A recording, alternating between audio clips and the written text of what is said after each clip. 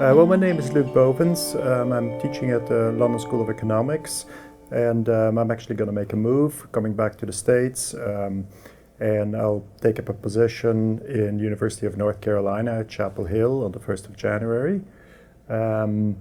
Last year, or last fall, I was in the Hope and Optimism Project in Cornell University. And I was very excited to be part of this because I'm currently working on a book project. And the book is called Coping, a Philosophical Guide.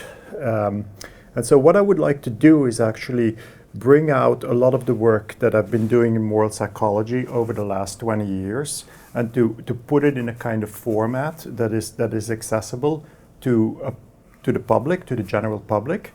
And so the main idea of the book project is the following. Well, let me start with, there is this kind of well-worn prayer of Niebuhr.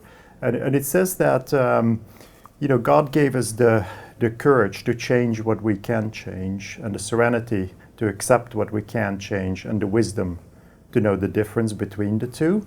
And now, what I think is actually that this is actually a false dichotomy, because there is something in between accepting the things that we can change and changing the things that we are able to change, having the courage to change the things that we're able to change.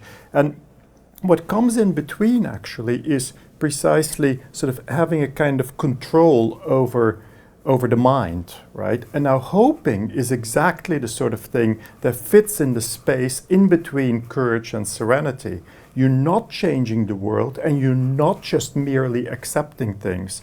I mean, you're developing some kind of attitude of coping with hardships. And that's precisely, I think, what this hoping is all about, right?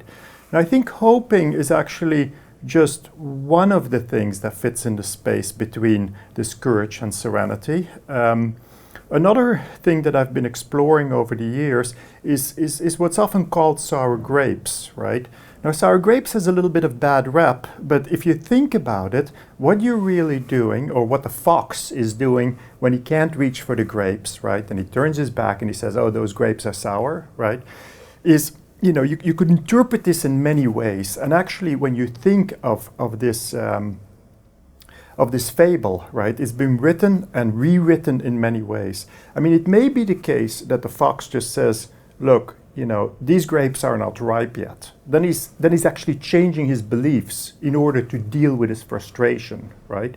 But in other versions, he actually says, look, I don't really like grapes. So it seems like he's changing his tastes, he's changing his desires. That's a different thing. And then the third thing that the fox might be doing is he says, oh, grapes are really for the low-life animals in the woods. Then he's kind of framing the whole thing, right? So often I think when we're trying to deal with hardships in life, we're changing our beliefs, we're changing our desires, or we frame things differently. And depending on what you're doing here, these things are either more or less problematic. I think people often have problems with changing your beliefs at will, right? Whereas changing the frame with which you look at things in order to make things more acceptable, that seems to be a perfectly all right thing to do, right? I mean, at one point, actually going back to Marcus Aurelius, the Meditations, Marcus Aurelius says, look, I mean, Marcus Aurelius had this history of spending a lot of time with soldiers in barracks, where he wanted to be was in Rome and hang out with people in high society, right?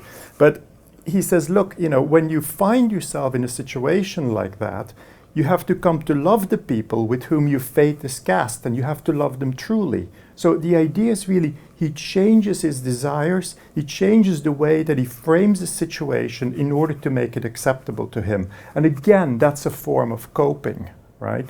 So, I'm doing a chapter on hoping, I'm doing a chapter on coping, and then I also try to explore these ideas in context where it seems like there's a lot of need for them. Like, one thing I'm doing currently is I'm thinking about, how it is that people cope with death, right? And there is, of course, a lot of talk of, hoping for salvation and an afterlife and so on. But I really want to think about the idea of what kind of hopes, what kind of secular hopes that we can have in the face of death, right? And so I try to look at, various components and sort of make a kind of taxonomy of the sort of hopes that people have in the face of death. Like for one thing, I think people hope that their life was worthwhile somehow. And I started actually thinking about this because a friend of mine, he's sort of in his late 70s right now.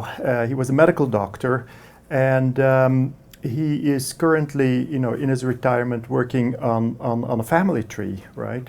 And he says to me at a certain point, he says, the only thing that I'm proud about in my life, right, is this family tree that I made. And I said, well, how is this possible? I mean, being a philosopher, right, we're kind of envious of the medical profession in a way, right, because it seems so easy for them to answer the question, do you do something meaningful in life, right? And I said, well, what about your patients? And he says, my patients, he says, they're all dead or they're going to die soon anyway, right? And I thought that was really interesting because it seems like, the only thing that he thought would make his life worthwhile is things that would remain past his death, right? And, to me, actually, family trees and genealogy and so on is a little bit like train spotting, so I can't get too excited about it, but I'm definitely envious of people who, have spent a life in the medical profession, right? So then I started thinking about, well, how is it that we think about, how is it that we hope that our lives will be worthwhile, right?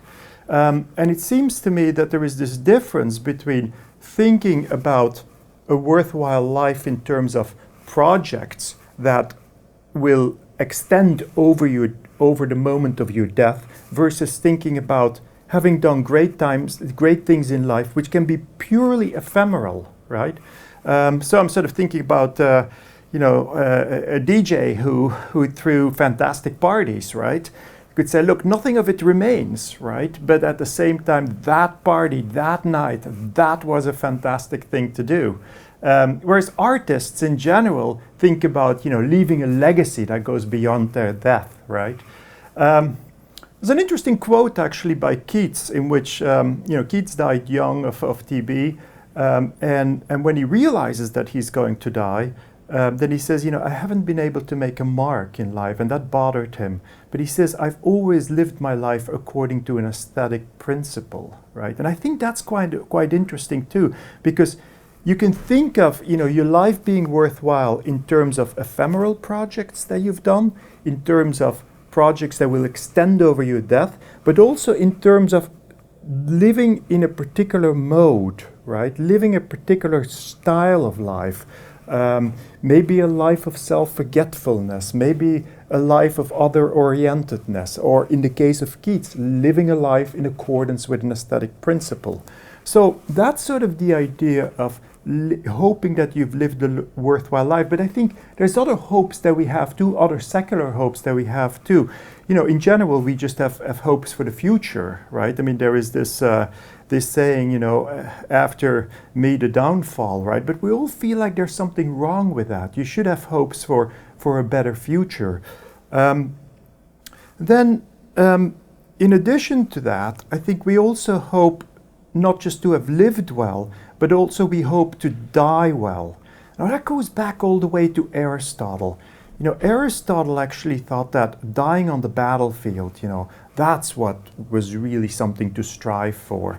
And, this may seem a little bit outdated to us, but it's interesting when you notice his justification for it. So he says, it's a good thing to die on the battlefield because there you can show off your prowess, and you can also be doing something noble, something that would have an effect after your life, right?